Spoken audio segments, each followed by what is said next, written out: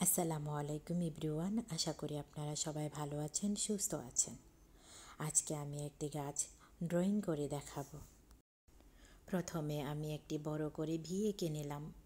তারপর বিয়ের দুই মাথায় একটি করে দুটি ভি এঁকে নিলাম। ভি এঁকে আমি গাছের ডালগুলো এভাবে ড্রয়িং করে নেব। কিভাবে গাছের ডালগুলো একসাথে জয়েন্ট করতেছি সেটা লক্ষ্য করুন।